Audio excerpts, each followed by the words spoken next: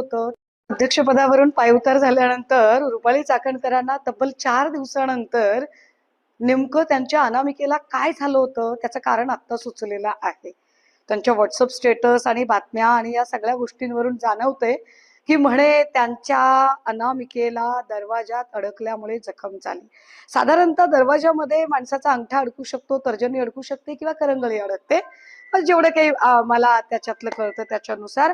पण काय योगायोग की चाकणकरांच्या अनामिकेला दरवाजामुळे जखम झाली आणि आत्ताच राष्ट्रवादी काँग्रेसचे प्रदेशाध्यक्ष सुनील तटकरे यांनी पत्रकार परिषद घेतली आणि त्यांनी सांगितलं की त्यांच्या तर्जनीला सुद्धा दरवाजात अडकल्यामुळेच जखम झाली.